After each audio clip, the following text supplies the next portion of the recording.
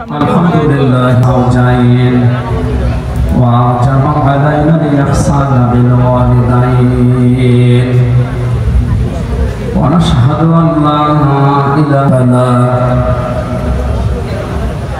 wa ashhadu anna Muhammadan abduhu wa rasuluhu sayyidul kaunain sallallahu alaihi wa ala alihi wa ashabihi wa atba'ihi ajma'in fit tarafain faqad qala Allah ta'ala fi kalamihi al-majid wa burhanihi at-tawhillahi minasy syaitanir rajim.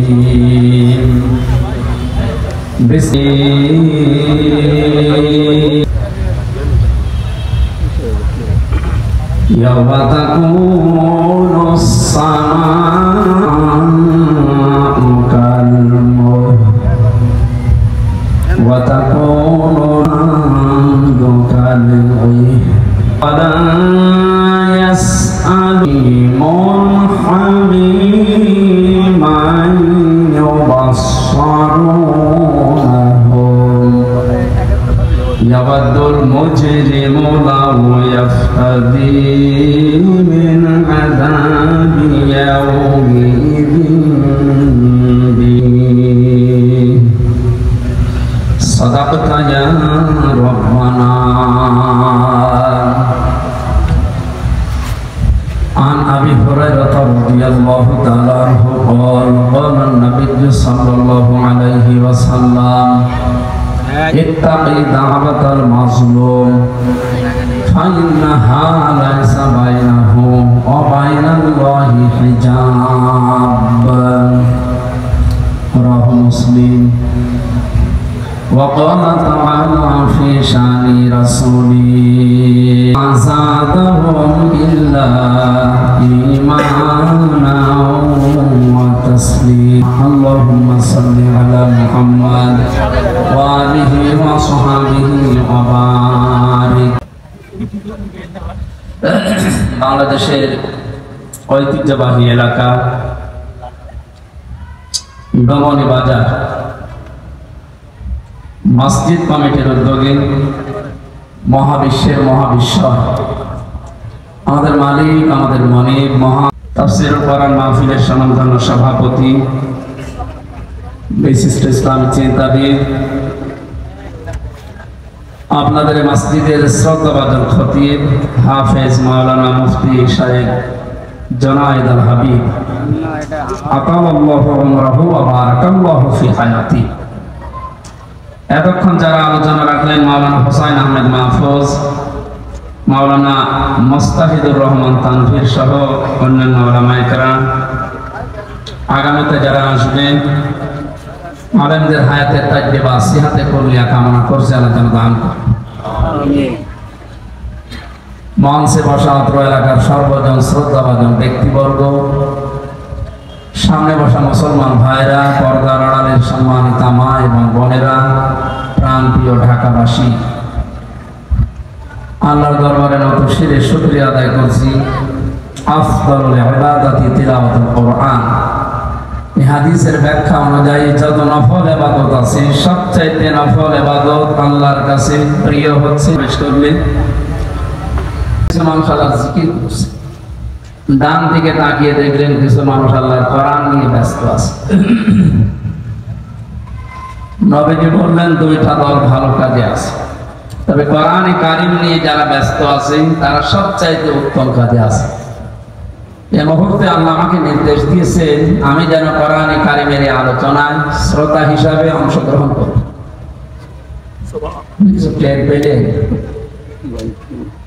মুহাম্মদুর রাসূলুল্লাহ সাল্লাল্লাহু আলাইহি ওয়াসাল্লাম যদি এখন বেঁচে থাকতে আর এই জমি এলাকার পাশ দিয়ে যেতেন, কোরআনের ইজ্জতে তিনি আলোচনায় অংশগ্রহণ করতেন। এইরকম একটা জায়গায় আল্লাহ আমাদেরকে কিছু সময় বসার তৌফিক দিলে জবান খুলে বলছে আলহামদুলিল্লাহ। উনি দারাজ কণ্ঠে কথা বলছিলেন, বিজ্ঞান প্রমাণ করছে খলাকাল ইনসান আল্লামাহুল বায়ান, মানুষকে আল্লাহ বানিয়েছেন আর কথা বলার শক্তি দিয়েছেন। এটা মানুষ কথা বলতে পারে। এই কয়েক ইঞ্চি জায়গা থেকে এক একটা কথা বের হতে 27টা স্তর পার করা লাগে। কয়টা?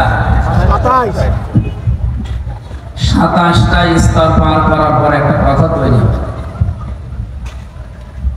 আপনি চিন্তা করেন, এতগুলো স্তর পার করার পরে যদি একটা কথা তৈরি হয়, যিনি কথা বলার যোগ্যতা আমাদেরকে দিয়েছে তার প্রশংসা বাদ দিয়ে অন্য কারো প্রশংসা আদায় করা ঠিক হবে? যদি আমরা উল্টা দেখেছি, আপনি যাই মনে করেন স্বাধীনতার পর থেকে পর্যন্ত বিভিন্ন মরা মানুষদের প্রশংসা যত এদেশে হয়েছে, ওই পরিমাণ প্রশংসা আল্লাহর যদি হতো আমরা আল্লাহর ওলি হয়ে যেতাম। কি হয়েছে তাদের প্রশংসা করে? মানে শান্তি পেয়েছে না। একদম বেদুইন এসেছিল, নবীজি বললেন কি তোমার এই অবস্থান? কাঁধের উপর একটা ভাঙ্গা মূর্তি নিয়ে নাক ভাঙা। তোমার মূর্তির নাক ভাঙা কেন? লোকটা বলে সব সময় আমি সঙ্গে রাখি, না জানি কখন কোন বিপদে পড়ি। আজও আমার মনে হয় 1500 বছর আগে এই লোকটা নয় না বুঝে তার খোদাকে সঙ্গে রেখেছিল বিপদ থেকে বাঁচার জন্য। আর ডিজিটাল যুগে অনেকে বুঝে শুনে খোদাকে উপরে রেখে দেয়। উপরে খোদা দেখবেন, নিচে খোদা হা করে আছে। সিস্টেম একই, শুধু নিয়মটা পাল্টিয়েছে। ও সাথে রাখতো, পকেটে রাখতো, আর উপরে রেখে হাত তুলে থাকে। কিন্তু বেশি বলো এই যে এই খোদার সাথে রেখে কি আনন্দ পেলেন আপনি, কি উপকার হয়েছে? হ্যাঁ, সাময়িক কিছু উপকার হয়েছে, কারণ উপরে খোদা আছে, নিচে যদি খোদা এভাবে থাকে মানুষ মনে করে না এই খোদার লোক। এ পর্যন্ত শেষ। এই পরিচয় দেওয়ার কি এখন সময় আছে? আর দিতে পারবে না। নবীজি বললেন নাক ভেঙেছে কি করে? লোকটা বলে ইয়া রাসূলুল্লাহ, যেখানে যায় একে নিয়ে যায় বিপদ থেকে বাঁচার জন্য, প্রাকৃতিক প্রয়োজন সারার জন্য আমি গেছি, কিন্তু এর তো আর টয়লেটে নিয়ে যাওয়া যায় না, খোদার মান থাকে। এখান থেকে বাস্তবতা হচ্ছে যারা টাকার ভেতরে বিভিন্ন মানুষের ছবি দিয়ে সম্মান বাড়াতে চান, ওরে নিয়ে মানুষ যায় কোথায়? সম্মান বাড়ে। বিবেকের কাছে প্রশ্ন করেন, জিজ্ঞাসা করা লাগবে। একটা মুশরিক, এই লোকটাও তার খোদাকে টয়লেটে নিতে রাজি না, আর আপনি যাকে ওইরকম সম্মান দিয়ে রাখেন তারে পকেটে করে সব জায়গায় নিয়ে যাচ্ছে। আপনি কথা বুঝিয়ে চিল্লাচ্ছেন তো নাকি আন্দাজে? জানি আপনি বুঝতে পেরেছেন। ঢাকার মানুষ খুব চালাক, এরা হাঁ করলে হাসা দাঁড়ায়, হালসা বোঝে। একটু ডাউন করেন মোবাইলগুলো একটু দেখো।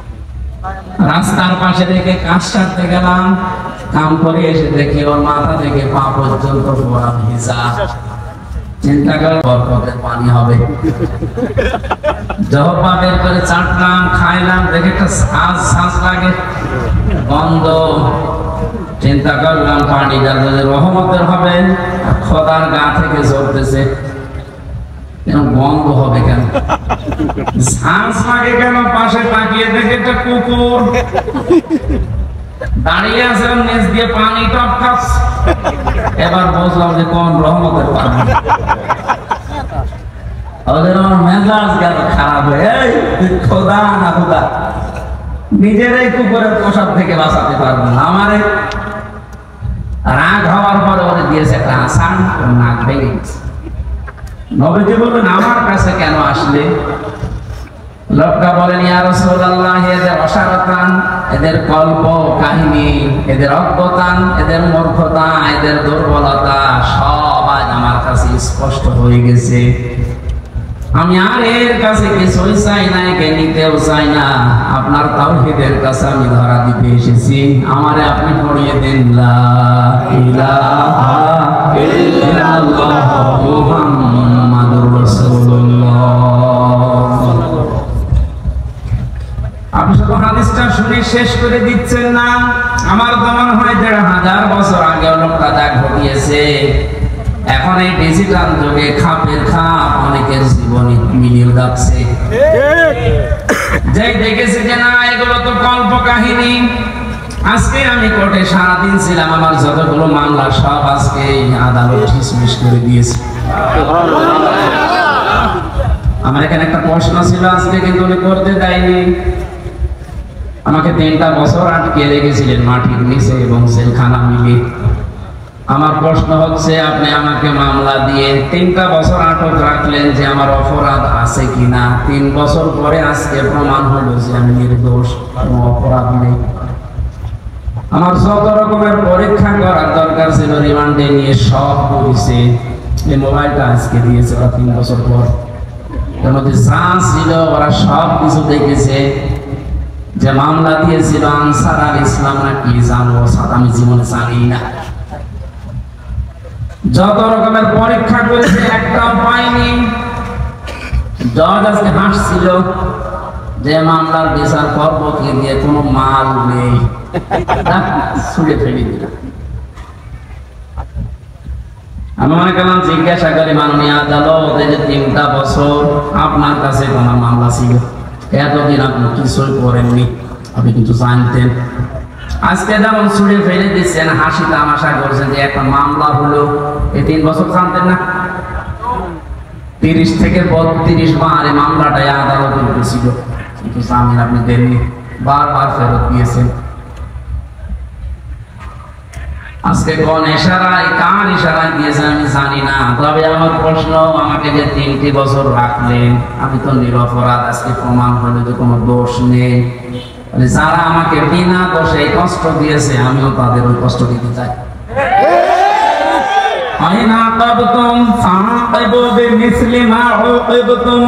যতটুকু অত্যাচারিত আমি যেহেতু হয়েছি বাড়ানো আমাকে জানিয়েছে, সুতরাং আমি যতটুকু পেয়েছি মাটির নিচে আপনারা আমাকে রেখেছিলেন। আমার মামলার আয়ু থেকে শুরু করে উপরের যে নির্দেশদাতা পর্যন্ত প্রত্যেককে আমি 3 বছর মাটির নিচে রাখতে চাই। আমি বেশি করছি না, সমান সমান করছি। এটা যদি আপনি না করতে পারেন, আগামীতে আমার মতো আরো মানুষ বিনা কারণে 3 বছর 5 বছর না 10 বছর 15 বছর মাটির নিচে জেলখানায় থাকে, যখন বের হবে আপনি রায় দিয়ে দেবেন যে নির্দোষ, কোনো দোষ নেই, তাহলে 15 বছর আপনি ফিরিয়ে দেন। আমার জীবন থেকে আপনি 3টা বছর নষ্ট করে দিলেন, যাদের কথা মতো এই মানুষগুলো তো কিয়ামতে মামলার আসামি হবে। কারণ আল্লাহ আপনাকে মাফ করবে না যতক্ষণ হামজা মাফ না করে। আল্লাহ ক্ষতি করেননি, ক্ষতি করেছেন হামজা। ওটা যদি হাক্কুল ইবাদ হতো, হাক্কুল্লাহ হতো, আল্লাহ মাফ করে দিত। এটা তো হাক্কুল ইবাদ, বান্দার হক আপনি নষ্ট করেছেন যাদের ইশারায়, তাদেরকে আপনি বলবেন। এই মানুষগুলো যদি হামজার কাছে মাফ না চায়, কোনদিন লোকটা জান্নাতে যেতে পারবে না। দ্বিতীয় সিস্টেম হচ্ছে লোকটা জালিম। যারা টপ্প বটন ছিল এতদিন, এরা সবগুলো কোরআনের ভাষায় জালিম। জালিমদের জন্য সবচাইতে আমার ভয় লাগে সূরা শুরার 42 নম্বর আয়াতটা পড়লে, ইন্নামাস সাবিলু আলাল্লাযীনা ইয়াযলিমুনান নাস ইলা আখির আয়াত। আল্লাহ পাক বলেন, অবশ্যই আমি আল্লাহ নিজে মামলা দায়ের করব, নিজে অভিযোগ দায়ের করব, কেস করব। শব্দের অর্থ থেকে খেয়াল করেছেন, ইন্নামাস সাবিলু আলাল্লাযীনা ইয়াযলিমুনান নাস। আল্লাহ ইয়াযলিমুনাল মুসলিমুনা দেননি, ইয়াযলিমুনান নাস দিয়েছেন। এটা মজারে বর্তমান ভবিষ্যৎ, প্রেজেন্ট ফিউচার 2টা কাল নিয়ে আল্লাহ শব্দ দিলেন কেন? কারণ এখন শুধু না, কিয়ামত পর্যন্ত এই আয়াতটা কোরআনে থাকবে না। 2 দিন পর নষ্ট হয়ে যাবে। মানুষ হয়ে যারা মানুষের উপরে জুলুম করে, অত্যাচার করে, এরা হামজার মামলার আসামি না। আমি মামলা দিলেও পারি, না দিলে মাফ করে দিলে হয়ে গেল, কিন্তু না, আল্লাহ পাক বলেন না, আমি আল্লাহর মামলার আসামি। আমার তো আয়াত পড়ার পরে বাংলাদেশের দিকে তাকিয়ে মনে হয় এদেশের অনেক মানুষ এখন অলরেডি আল্লাহর মামলার আসামি হয়ে গেছে। যিনি বিচারপতি, যিনি রায় দেবেন, তিনি যদি মামলার বাদী হয়, বলেন আপনার পক্ষে রায় আসার সম্ভাবনা আছে? আমার পক্ষে তত বিচারপতি ছিল অনেকগুলো, সিএমএম কোর্টে, জজ কোর্টে, হাইকোর্টে পর্যন্ত, কিন্তু শুধু উপরের নির্দেশ পাইনি, এজন্য লিখে নাই। অথচ যিনি নিজে রায় দেবেন, যিনি নিজে নির্দেশ দেবেন, আলাইসাল্লাহু বিআহকামিল হাকিমিন, সবচাইতে বড় বিচারপতি যিনি, তিনি আল্লাহ। আপনার মামলার আসামি।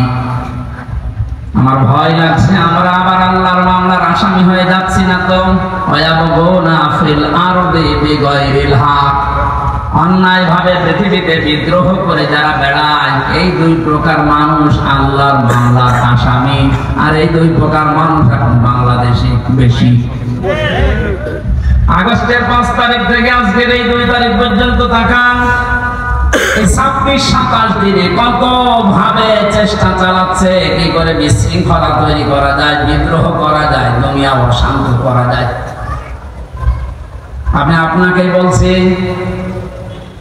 আমি আপনাকে ভালোবাসি, বাঁচাতে চাই। কোরআনের চোখ লাগিয়ে দেখতে পেলাম এই দেশে 5 তারিখের পর থেকে 2 তারিখ পর্যন্ত যারা শান্ত হয়ে যাওয়ার পরে বিশৃঙ্খলা করার চেষ্টায় আছে, পৃথিবীর মানুষকে বসাতে চান যে দৃষ্টান্ত শান্ত নেই, কত রকমের ক্রু তৈরি করে ইস্যু লাগিয়ে আপনি চেষ্টা চালিয়েছিলেন। তওবা করে ফিরে আসেন, নয়তো আপনি আল্লাহর মামলার আসামি। আমি আশা করি আপনি কথা বুঝেছেন। যদি না বোঝা ভান করে উল্টা পাল্টা ধারণা করেন, আমার কপালে হেদায়েত আল্লাহ দেবে না। এটা কপালে হেদায়েত দেবে না, এটা তো আমি বানালাম। আল্লাহু লা ইয়াহদিল কওমাজ যালিমিন, ইহদি এটা মুসারে বর্তমান, ভবিষ্যৎ, প্রেজেন্ট, ফিউচার। আল্লাহ বলেন আমি জালেমদেরকে হেদায়েত দিচ্ছি না, দেব না। আসলে তো হেদায়েত দেবে না জালেমদের। এত কঠিন নির্দিষ্ট আল্লাহর কাছে শব্দটা নবীজি জানিয়েছেন, যুলমু যুলমাত ইয়াউমাল কিয়ামাহ, জুলুম কিয়ামতের ময়দানে ঘোর অন্ধকার হয়ে তার সামনে দেখা দেবে, নিজের হাত পর্যন্ত দেখতে পাবে না। এটা যদি 100 ভাগ আমরা বিশ্বাস করে বাস্তবে নিয়ে আসতে পারতাম, জীবন পাল্টিয়ে দিত।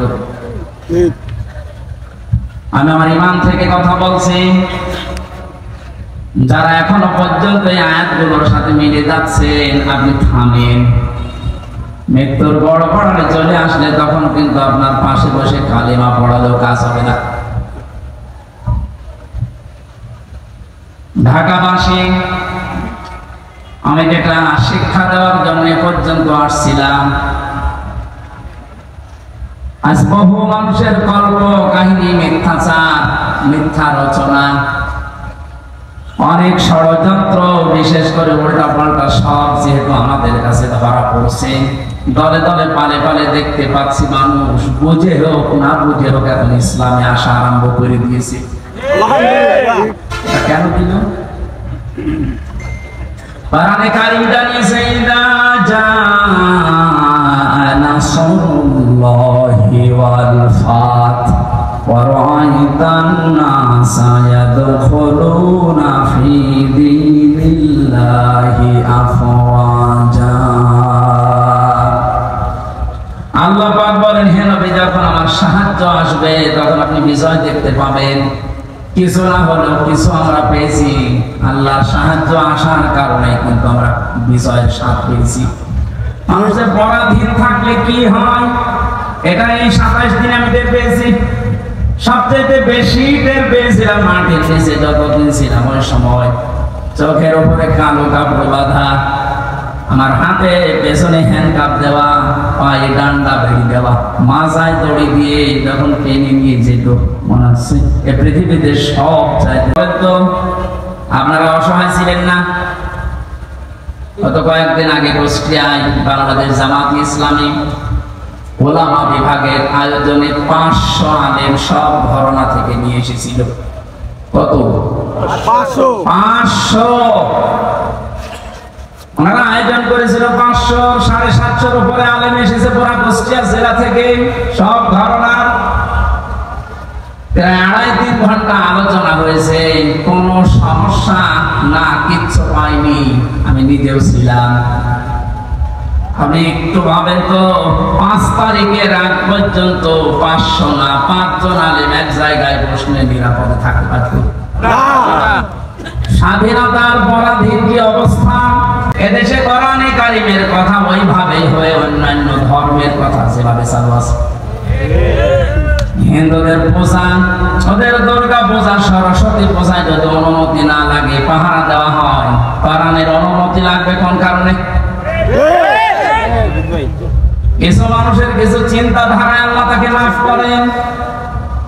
কবি নজরুলের জীবনে ওরকম আমল আমি ওনার জীবনে করে পাইনি, কিন্তু কিছু কিছু কথা এত দামি, আমার মনে হয় আল্লাহ ওই কথাগুলোর কারণে মাফ করে দেবে। ঘোষণা দিতে পারে না, আরো বিরোধিতা করতেন আপনি।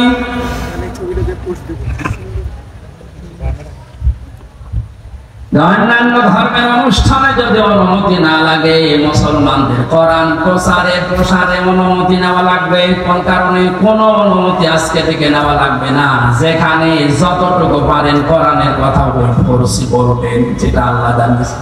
ওনার পরের দিনে দেশের ডিসিএফ এর প্রধান যিনি গোয়েন্দা বিভাগের আমার মাহফিল ছিল গাইবান্ধা, আমার ডাক দিয়ে বলছে, হুজুর কোরআনের কথা বলতে দেশে 56,000 বর্গ মাইলের কোন ইঞ্চি আর বাধা নেই। যে ফোর্সে আল্লাহ জানিয়েছে আপনি ওই ফোর্সে বলবেন।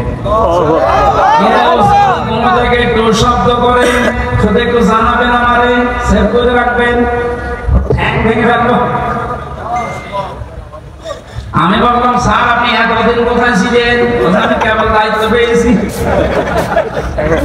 দুইটা কথা ওরা জানিয়েছে, যারা আয়োজন করে তাদেরকে আপনি বলবেন আমাদের মহিলা প্যান্ডেলটা আলাদা করে, ওখানে পুরুষের যেন আনাগোনা থাকে, আর ওনাদের যে আলাদা টয়লেট বা নামাজের ব্যবস্থা ওগুলো যেন ওয়ান টাইমের জন্য করা হয়।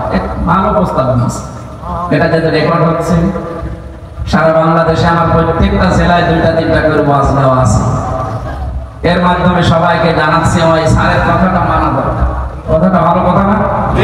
পর্দা কিন্তু নফল না, পর্দা যে একটা ফরজ, নফল মনে করে।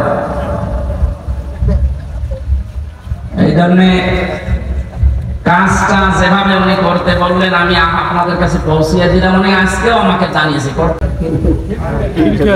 আমি জানি না আমার মাহফিল কোথায়, কারণ আমার সাথে যে ছেলেটা আছে ও আমার একদিন আগে জানায় যে আজকে অমুক জায়গায় মাহফিল আছে। ওনারা জেনে ফেলেছে, কত খোঁজ রাখছে। ওনার ওই কথাটা আমরা আহ্বান জানালাম। বলেন ঢাকাবাসী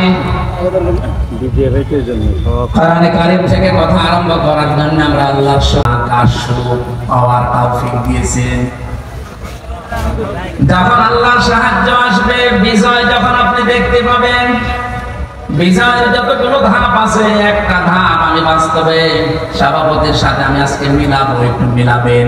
ওয়ারাইতান নাসা ইয়াদখুলুনা ফি দীনিল্লাহি আফওয়াজা। আল্লাহর সাহায্য আসলে আপনি বিজয় দেখতে পাবেন। বিজয়ের প্রথম ধাপ এটা, দলে দলে পালে পালে মানুষ দেখবেন ইসলামে প্রবেশ করছে। সুবহানাল্লাহ। আপনি 27 দিনের জরিপটা একটু দেখেন। আগস্টের 5 তারিখের আগে আমি 4 তারিখে রাত্রে পেয়েছিলাম একটা জরিপ। ওই জরিপে দেখেছি এই দেশের 100 জনের মাত্র 15 জন চায় যে ইসলাম রাষ্ট্রীয়ভাবে কায়েম হোক, 85 জন চায় না। আজকে মাগরিবের পরে রিপোর্ট আমি ঘুমানোর আগে দেখেছিলাম বিবিসি থেকে। আজকের রিপোর্ট হচ্ছে দেশের 100 জনের 35 জন এখন চাচ্ছে দেশে কোরআন দিয়ে দেশটা চলুক। আপনি একটু সুযোগ দেন, দলে দলে ধর্মে আমি আর থাকবো না, আপনি আমার ইসলামে প্রবেশ করান।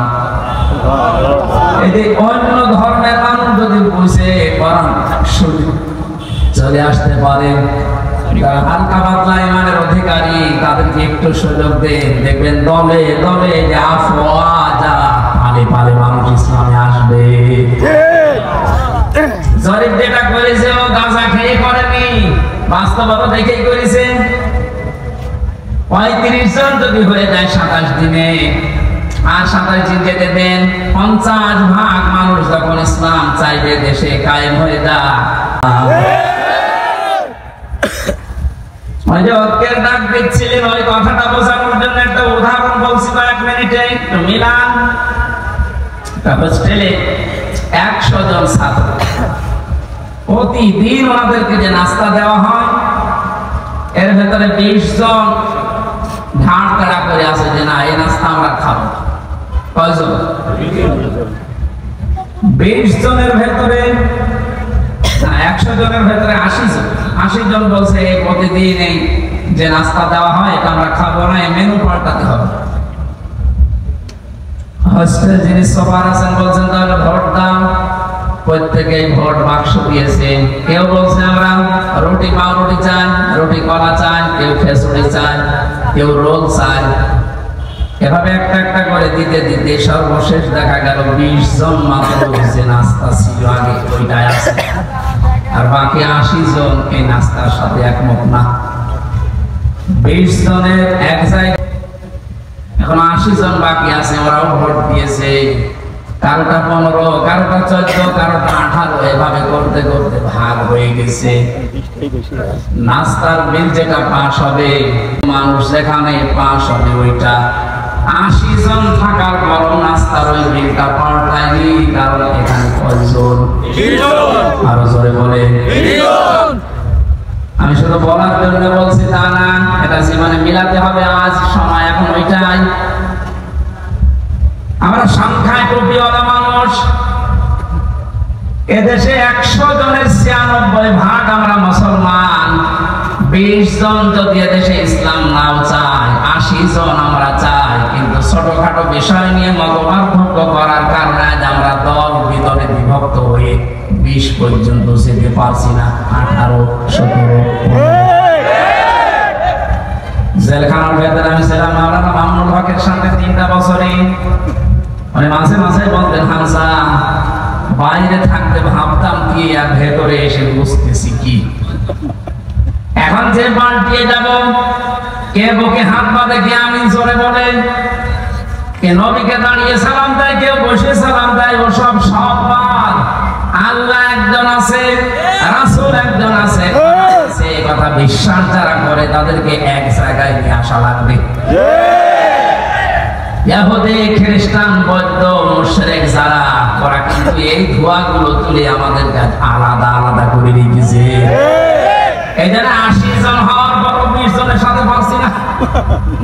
এই কথা বলছে। যেভাবে চলতেছে, আশা করছি কোরআনের এই আয়াতটা বাস্তবে আল্লাহ আমাদেরকে দেখাবেন। আরাআইতান নাসা ইয়াদখুলুনা ফি দীনিল্লাহি আফওয়াজা। দলে দলে পালে পালে যেভাবে মানুষ ইসলামে আস দীক্ষিত আর আরম্ভ হয়েছে, আল্লাহ পাক যেন চর্ম চোখে দেখার তৌফিক দেন যে কোরআন দিয়ে 56,000 বর্গ মাইল চলছে। সুখ এবং শান্তি শব্দ দুইটা। সুখ 3টি বিষয়ের নাম, শান্তি 4টা বিষয়ের নাম। বাস্তবে ছোট জীবনে বহু দেশ আমি ঘুরেছি। আমি আকিস গ্রুপে চাকরি করতাম খতিব হিসাবে। ওনারা একটা ভিসা লাগিয়ে 27টা দেশ আমার একবারে ঘোরানোর ব্যবস্থা করে দিয়েছিল। যদিও 3 বছর জেলে থাকার কারণে আমার ভাগ্য হয় নাই, তারপরও আমার ব্যক্তিগতভাবে বহু দেশে আমি গেছি। সুখ শান্তি এটা কিনতে পাওয়া যায় না। আল্লাহ পাক সুখ এবং শান্তি দিকের পক্ষ থেকে দান করেন। এটা 53 বছর হয়ে গেল। সুখ শান্তি দুইটার একটাও আমরা এখনো পাইনি, অনুধাবন করতে পারছি না। কারণ চলছিল 53 বছর মানুষের তৈরি করা নিয়ম নীতি দিয়ে। বাবা চালিয়েছিল, আমি দেখি নাই, ওই মুরব্বীরা দেখেছে। বাবাটা দেখে নাই, স্বামী চালিয়েছিল, ওনারা দেখেছে, আমি তো দেখি নাই। আমার 92 সালে জন্ম। চাচা চালিয়েছিল, বউ চালিয়েছে, ভাবিও চালিয়েছিল, সবগুলো আমরা দেখেছি। শুধু কোরআন দিয়ে দেশ চলবে কেমন দেখা যায় আজও দেখিনি। দেখেছেন? এটা দেখেছে? এটা দেখার দরকার না যে এটা দিয়ে চললে কেমন আপনারা ছিলেন না, সত্যি সত্যি মন থেকে বলবেন যদি চান ওই 35 জনের ভেতরে আপনি জন থাকেন যে হ্যাঁ এইটা দিয়ে দেখ যেন চলে, আমি এটা দেখতে চাই। হাত তুলে আলহামদুলিল্লাহ।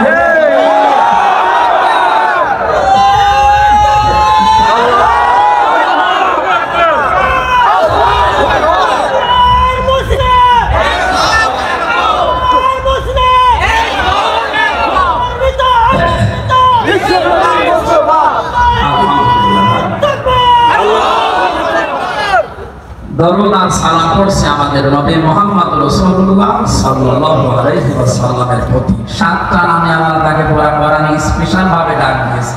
কয়টা? 7টা। 1 নম্বরে নাম দিয়েছেন ইয়াসিন। ইয়া হরফে নিদা, ইয়া মানে হে, সিন মানে সাজ্জেদ। তাফসীরে কাবীর আল্লামা ফখরুদ্দিন রাজি রাহমাতুল্লাহ আলাইহি উনি এটাতে কথা শুনেন। আমি আশা করছি কোরআন আপনাকে পথ দেখাবে। আর কোরআন শরীফ যদি কাউকে হেদায়েত দিতে না পারে, ও যেন বিশ্বাস করে ওর কপালের হেদায়েত নেই।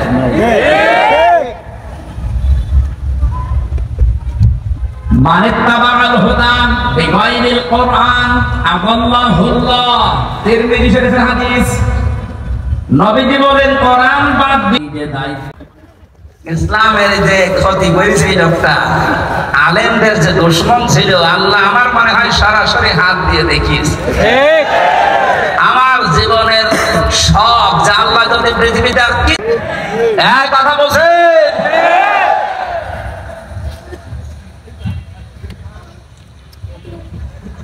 এই লোকটার সম্পর্ক আমি শুনেছি জেলখানায় থাকতে ছোট হুজুরটা আমার সাথে ছিল, এই যে রফিকুল ইসলাম মাদানি 2 মাস ছিল। আমার বলছে হামজা ভাই আমার প্রথমে রিমান্ডে নিয়ে রাত 12:30টার দিকে হয়ে গেছে হাতির ছিলে। ওরা উলঙ্গ করেছে আমারে, আমি তো এমনি ছোট মানুষ, আমার জিনিসপত্র ছোট, আমারে নিয়ে পুরা উলঙ্গ করে একটা সিগারেট হাতে ধরিয়ে দিল। অন্ধ উলঙ্গ মেয়ে লোক কোন জায়গা থেকে যেন নিয়ে আসলো, রাস্তার 2 পাশে ব্যারিকেড দিয়ে বন্ধ করা। এটা কোরআন শরীফ আমার সামনে একেবারে সত্য বলছি, আমাকে যা বলেছে ওই ফাঁসির কয়েদখানায় তাই বলছি। মেয়ে লোকটা আমার পাশে দাঁড় করিয়ে ছবি তুলছে আর বলছে এটা সকালে ছেড়ে দেবো, দেশের মানুষ বুঝবে যে হুজুর কেমন। এত অসহায় লাগছিল ওই সময়, আমি তো এমনিতে ওদের সাই কোথা থেকে যেন ভাড়া করে নিয়ে এসেছে। আমার হাতে সিগারেট দিয়ে যেটার গন্ধ শুকলে আমার বমি আসে, ওইটা ধরিয়ে নিজে 2 টান দিয়ে আমার কাছে দিয়ে বলছে এভাবে ধরে থাক, অস্ত্র তাক করা আছে, কিচ্ছু করার নেই। ছবি তুলছে যেটা ছেড়ে দেবো সকালে। আমি যেহেতু মজলুম আর বিশ্বাস করি মজলুমের দোয়া কবুল হয়, ইত্তাকি দাওয়াতাল মাজলুম। নবীজি বলেন দুনিয়াতে আর যাই করো মজলুমের বরদোয়া থেকে নিজেকে বাঁচিয়ে রেখো।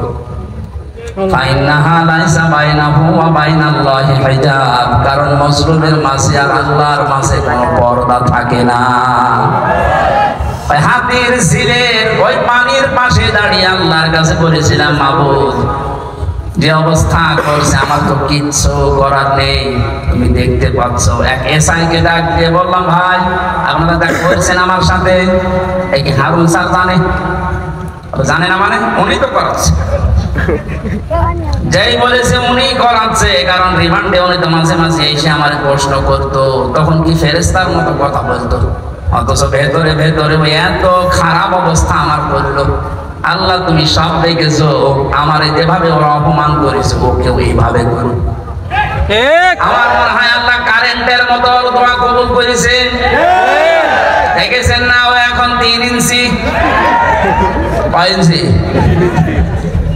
সারা দুনিয়া এখন তার নাম অনেকে জানে না, কিন্তু 3 ইঞ্চি সবাই জানে, মহিলারা পর্যন্ত জানে তো 3 ইঞ্চি। একেবারে মাসলুম যেহেতু আল্লাহ কবুল করে দুনিয়ায় দেখিয়েছে, পরবর্তী কি করবে সেটা আল্লাহ ভালো জানে।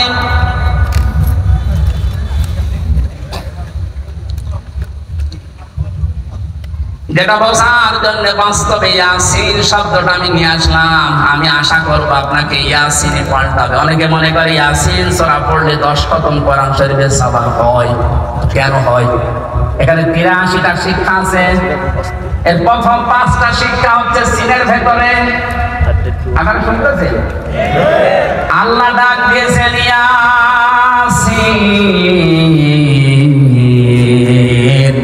হে নেতা।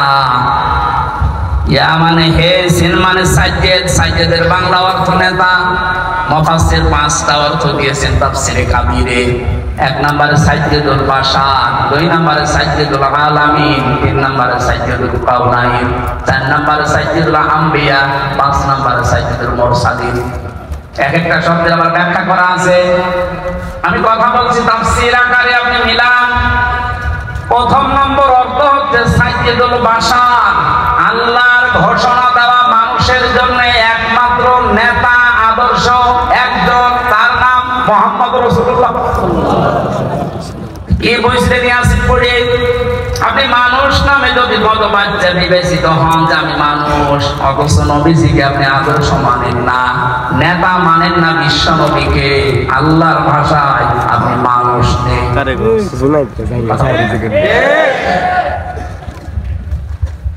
ঢাকাবাসী এটা যদি খালি দুনিয়ার বিষয় হয়তো আল্লাহর কসম আমি এটা বলতাম না। এটা সম্পর্ক আখিরাতের সাথে। ওদের যে আয়াত পড়েছিলেন, আয়াতটাতে ছিল ওয়াকুল্লুহুম আতিহি ইয়াউমাল কিয়ামাতি ফারদা। সূরা মরিয়মের 90 নম্বর আয়াত। আল্লাহ পাক বলেন কিয়ামতের দিন প্রতিটি মানুষকে বিচারের প্রথম ধাপে আমি ডাক দেব স্রেফ একা একা। কয়জন? কেউ থাকবেন আপনার সাথে, আপনার স্রেফ একা থাকবেন। বিচারের দ্বিতীয় পয়েন্টে আল্লাহ ডাক দিয়েছেন, এবার আর একা ডাকবেন না। ইয়াউমা নাদউ কুল্লা উনাসিন বিইমামিহিম।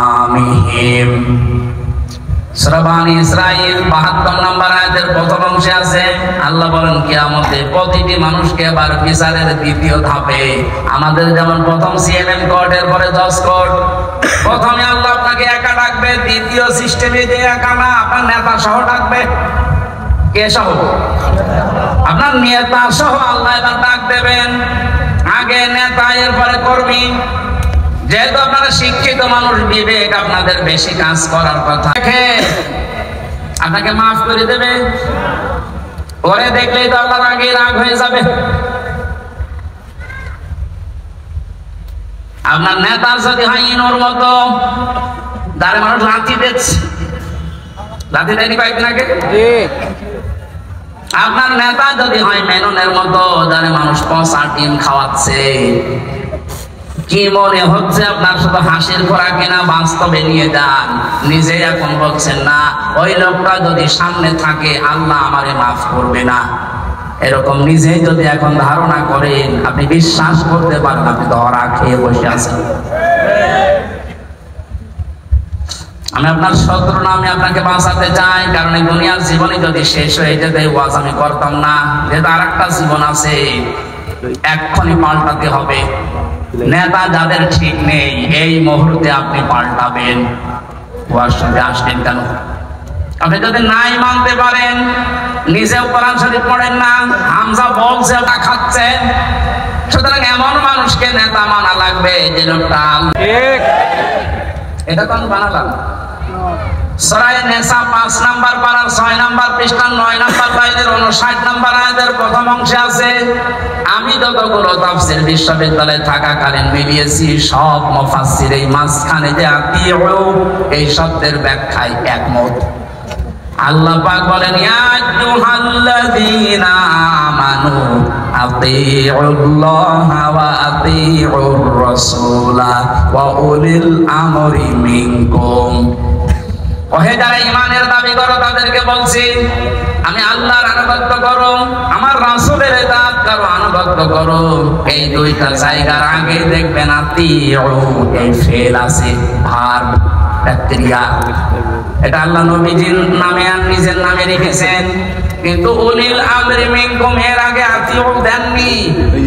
সব মুফাসসির একমত আল্লাহ রাসূলকে মানতে হবে, কোনো প্রশ্ন করা যাবে না। কথা বলে না কেন? আল্লাহ রাসূলের পরে কিয়ামত পর্যন্ত যারা নেতৃত্ব দেবে দুনিয়ায়, যে মানুষগুলো এই পৃথিবীর নেতৃত্বে আসবে, উলিল আমর যারা, তাদেরকে যদি মেনে চলতে হয় নেতা হিসাবে, অবশ্যই দেখা লাগবে এরা আল্লাহ রাসূলকে মেনে চলে কিনা। যারা আল্লাহ রাসূলকে মেনে চলে না, তাদের জন্য রাজনীতি করা জায়েজ নেই। নেতা হওয়া, নেতৃত্ব দেওয়া, তাদের নেতৃত্ব মেনে নেওয়া জায়েজ নেই। এটা রাজনীতি মনে করে যদি চলে যান, তার কপালে আগুন লাগবে। সূরা বাকারার 124 নম্বর আয়াত, وَإِذِ ابْتَلَى إِبْرَاهِيمَ رَبُّهُ بِكَلِمَاتٍ فَأَتَمَّهُنَّ قَالَ إِنِّي جَاعِلُكَ لِلنَّاسِ إِمَامًا। হযরত ইব্রাহিমের কথা স্মরণ করো। আল্লাহ নিজে বলছেন, আমি পদে পদে তাকে বাক্য দিয়ে পরীক্ষা করেছিলাম। যতগুলো পরীক্ষা ইব্রাহিমকে নিয়েছি, কোরআন শরীফে আমি পেয়েছি ইব্রাহিম নবীকে আল্লাহ পরীক্ষা করেছিলেন 50টা। কয়টা বলেন? 50টা পরীক্ষায় তিনি উত্তীর্ণ, একটা এত খুশি হয়েছিলেন, তিনি ডাক দিয়েছেন, ইব্রাহিম আমি তোমাকে মানব জাতির জন্য নেতা বানিয়ে দিলাম। হযরত ইব্রাহিম বলেছিলেন, হে আল্লাহ, এই যে নেতৃত্ব দেওয়ার গুণাবলী, নেতা হওয়া, এটা কি শুধু আমি একাই পেলাম? ওয়ালা মিন যুররিয়াতি, নাকি আমার সন্তানাদি যারা কিয়ামত পর্যন্ত আসবে এরাও কি নেতা হতে পারবে? আল্লাহ সঙ্গে সঙ্গে সাফ ঘোষণা দিয়েছেন, ক্বালা লা ইয়ানালু আহদিজ যালিমিন। ইয়ানালু এটা মুসারে, বর্তমান, ভবিষ্যৎ, প্রেজেন্ট, ফিউচার। আল্লাহ পাক বলেন, তোমার সন্তানাদি কিয়ামত পর্যন্ত যারা আসবে তারা নেতা হতে পারবে, নেতৃত্ব দিতে পারবে, ইমাম হতে পারবে, কিন্তু জালেমদের জন্য আল্লাহর ওয়াদা নেই। ইয়াতে মুফাসসিরিন ইকরাম ফি সিরাজিল কোরআনে লিখেছেন সাইয়্যিদ কুতুব, যে দুনিয়ায় যারা জুলুম করে, সে নিজের উপরে হোক, পরিবারের উপরে, রাষ্ট্রের উপরে হোক, জনগণের উপরে হারাম। অথচ বাংলাদেশে তো উল্টা, যে যত বড় জালেম সে তত বড় নেতা। বেশি বলে ফেললাম? কিছুই বেশি হয়নি, কম হয়েছে। আহাদিস জালিমিন দিয়েছেন আল্লাহ, জালেমদের জন্য কোনো ওয়াদা নেই। আর তারা এখন বড় বড় নেতা হয়। 15 বছরে তারাই আমাদেরকে বলেছিল তোমরা মসজিদে থাক, খানকায় থাক। আর এই ময়দানটা আমরা 2000 টাকা যদি বাজেট হয়, 5 টাকা খরচ করে 1995 টাকা খেয়ে থাকে। এক একটা প্রকল্পের জন্য 3 বার, 5 বার, 7 বার, 10 বার, 11 বার করে বাজেট হয়। এক একজনের যে টাকা পাচারের এই যে এখন দেখছি, আমার মনে হয় যদি কিয়ামত পর্যন্ত হায়াত পাই, ইয়াসিন শুধু পড়লে 10 খতম কোরআনের সওয়াব হয়, তা আপনি তো মানবেন। ইয়াসিন, আরে ভাই, রাজনীতি মানে রাজনীতি এটা কোরআনের পাঠ না? 903 জায়গায় আছে রাজনৈতিক কথা, ডাইরেক্ট ইনডাইরেক্ট মিলে। আপনি সেইটাকে অস্বীকার করে না বোঝার ভান করে চলে যাবেন, আর আল্লাহ আপনাকে ছেড়ে দেবে।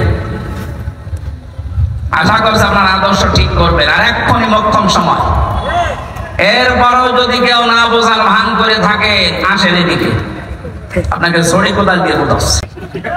আমি আছি, এরা তো ব্যাখ্যা শেষ করতে পারবো না। নির্ধারিত আমরা আয়াত পড়েছিলাম 8, 9, 10, 3টা আয়াত পড়েছি সূরা মাআরিজ থেকে। কয়টা? এখানে আল্লাহ কিছু দৃশ্যের কথা দিয়েছেন, কিয়ামতের ভয়াবহতা, সে প্রথম থেকে পর্যন্ত। যে কিয়ামত যখন সংগঠিত হবে, এইরকম পাহাড় উড়ে যাবে, সব ধ্বংস দিয়ে তবে। এই ফাসিলাতির শব্দের ভেতরে 3টা বিষয় আছে ইবনে কাসিরে। তো ওবের ভেতরে 2টা অর্থ আছে। আল্লাহ পাক বলেন, এই পৃথিবীতে ও আপন মনে করে যে মানুষগুলোর যার কাছে যেত, যারা আশ্রয় দেবে বলে বিশ্বাস করতো, এই মানুষগুলোকেও কিয়ামতে বলবে, আল্লাহ জ্ঞাতি গোষ্ঠী দলের লোক সব নেতা খাতা দিয়ে দিলাম, আমাকে তুমি একটু মুক্তি দাও।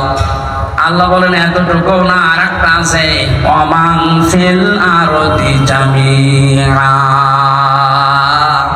ওর দুনিয়ায় যত স্থাবর সম্পদ ছিল, যত সম্পদের মালিক ছিল, সব আমাকে দিতে চাইবে, শুধু বলবে সুম্মায়ুজি, আমি মুক্তি চাই। আমি কি চাই? এটা শুধুমাত্র মনে হয় হাজী সেলিমের জীবনে, আমাদের জীবনে এরকম সময় আসবে না। এক কথা বলো, প্রত্যেকের জীবনে অপেক্ষা করছে। আমি আমার ফারিহাকে, আমার স্ত্রী তামান্নাকে, আমার ভাই নেই, আমার বোন আছে রুনাকে, আমার জ্ঞাতি গোষ্ঠীর 100 জনের 98 জন আওয়ামী লীগ করতো, এখন পুরো পাল্টিয়ে গেছে। এখন বলছে আমরা কিছু করি না। এই পর্যন্ত না, আমার যত সম্পদ আল্লাহ দিয়েছেন, আমার বাবা আর আমার সব, আমি একটা একটা করে আল্লাহকে আমি দিতে চাইবো। শুধু বলবো আল্লাহ তুমি আজকের এই কঠিন দিন থেকে আমারে বাঁচাও। আল্লাহ দিনের পরিচয়টা একটু দিয়েছেন কোরআনে, ফাকাইফা তাত্তাকুনা ইন কাফারতুম ইয়াউমা ইয়াজআলুল বিলদানা শিবা। হে নবী, কিয়ামত আমি কেমন ভাবে বানাবো জানেন? যুবক মানুষ কিয়ামতের দৃশ্য দেখে ভীত হয়ে যাবে। ঢাকাবাসী একটা মানুষ বুড়ো হয়ে যায় কখন? 60 বছর, 70 বছর, 80 বছর সময় লেগেছে, কিন্তু এমন দৃশ্য সালসালা আল্লাহ নিজে বলছেন আমি বানাবো। আমার মতো হামজা 32 বছর বয়স, সঙ্গে সঙ্গে সেকেন্ডের ভেতরে বুড়ো হয়ে যাব। এই কঠিন ময়দানে আল্লাহ ঘোষণা দেবেন, কাল্লা, কখনো না, কখনো না। যতগুলো দিতে চাইলে মুক্তিপণ একটাও নেওয়া হবে না। ইন্নাহা লাযা, তোরে আমি লাজাই দেব। কোন জায়গায়?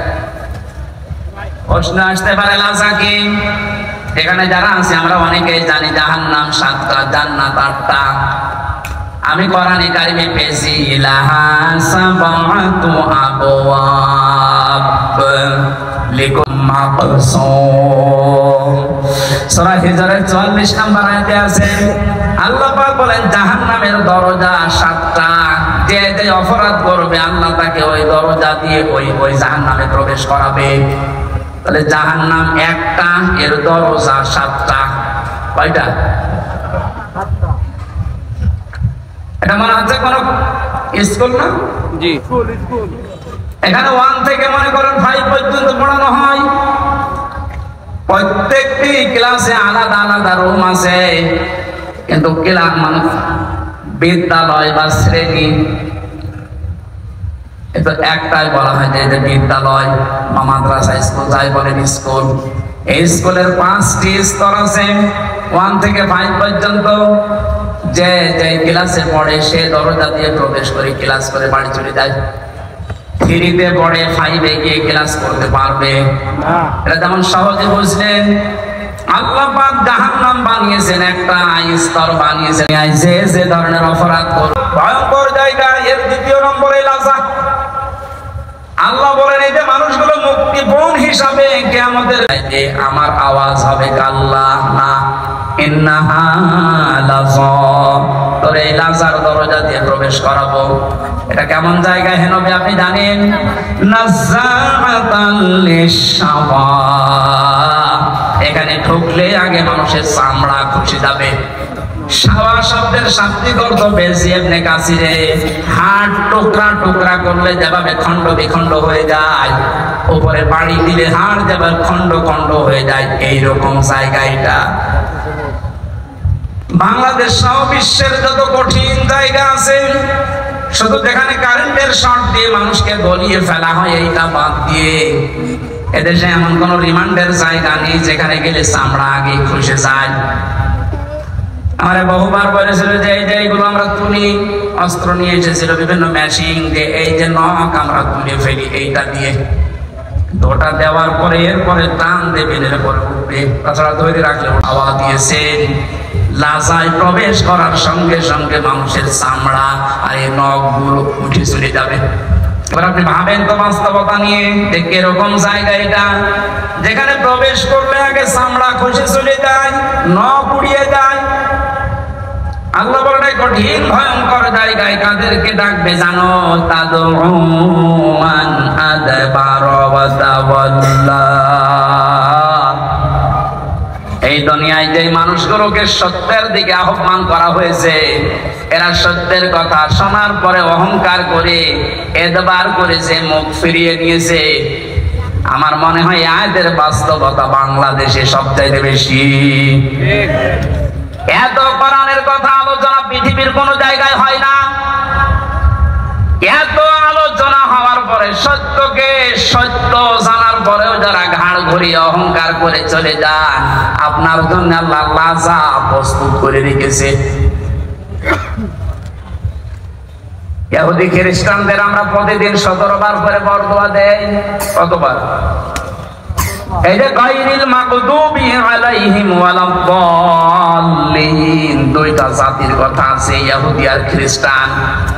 বারবার আল্লাহকে বলা হচ্ছে আল্লাহ এদের পথ আমাদেরকে দেখিও না, এরা অভিশপ্ত। এরা অভিশপ্ত না? আমি তাফসিরে পড়েছি কেন আল্লাহ এদের নাম দিলেন। কারণ ইহুদি খ্রিস্টানদের কাছে সত্য এসেছিল আমাদের নবীজি সম্পর্কে, যে বিশ্ব নবী মুহাম্মদ রাসূলুল্লাহ শেষ নবী, এটা সর্বশেষ নবী, শ্রেষ্ঠ নবী। ইহুদি আর খ্রিস্টানরা জানতো ওদের তাওরাতে ইনজিলে স্পষ্ট আছে লেখা, এরপর অহংকার করে হিংসা করে মানত না। আপনি কিন্তু বুঝতে পারছেন হামজা যা বলছে কোরআন দিয়ে হাদিস দিয়ে ও বানিয়ে বলছে না, ও সত্য কথাই। সত্য জানার পরে অহংকার করে হিংসা করে অনেকে এরপরও চলে যাবে।